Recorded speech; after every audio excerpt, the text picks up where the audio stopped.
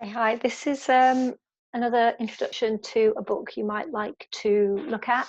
You may have already read the extract and thought, oh, I like the sound of that one.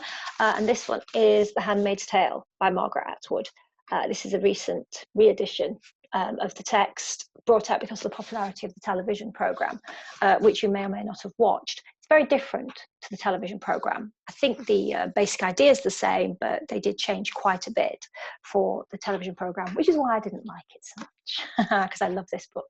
Okay, so this is dystopian fiction, possibly you could call it science fiction. Margaret Atwood does not like that description. She prefers speculative fiction, I think. And it's not particularly science fiction-y in that there's not a lot of new technology. But it is set in the future from when she wrote it, and it is a warning about what could happen with particular social trends carry on, and that's very often what dystopian science fiction does. So this is a nice text if you want to compare with other science fiction or other dystopian texts. Margaret Atwood is a poet as well as a writer, so she has a very, I would say, poetic style of writing. You may or may not like it, but if you've looked at the extract and thought, oh yeah, I fancy that one, then you must have an idea that you kind of like it. So I'll just give you the flavour of how the opening goes along. We slept in what had once been the gymnasium. The floor was of varnished wood with stripes and circles painted on it for the games that were formerly played there. The hoops for the basketball nets were still in place, though the nets were gone.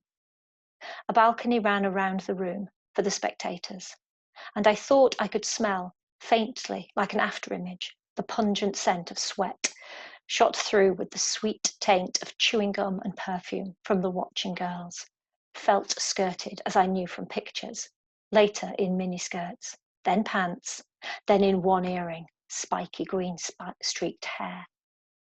Dances would have been held there. The music lingered, a palimpsest of unheard sound, style upon style, an undercurrent of drums, a forlorn wail, garlands made of tissue paper flowers, cardboard devils, a revolving ball of mirrors, powdering the dancers with a snow of light. There was old sex in the room, and loneliness, and expectation of something without a shape or name. I remember that yearning for something that was always about to happen and was never the same as the hands that were on us there and then, in the small of the back, or out back in the parking lot, or in the television room with the sound turned down and only the pictures flickering over lifting flesh. We yearned for the future. How did we learn it, that talent for insatiability? It was in the air. And it was still in the air, an afterthought, as we tried to sleep, in the army cots that had been set up in rows, with spaces between us so we could not talk. We had flannelette sheets like children's, and army issue blankets, old ones that still said US. We folded our clothes neatly and laid them on the stools at the end of our beds. The lights were turned down, but not out. Okay, so it's not madly obvious you're in an alternative future there. There's just the odd hint, like the blankets that still said US.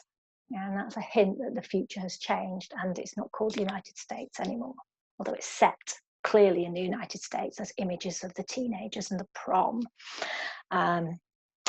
So that's The Handmaid's Tale. Shall I give you, it's a slight idea of what's happened. So it's a dystopian future in which women are highly oppressed and there's a sort of really strong, mad patriarchal system in place. And women, and there's also been a devastating drop in fertility. And so women who are possibly capable of giving birth are sort of being used in households to try and produce children for the ruling class. Pretty dystopian, okay? So that's a nice one for, as I say, dystopia or science fiction.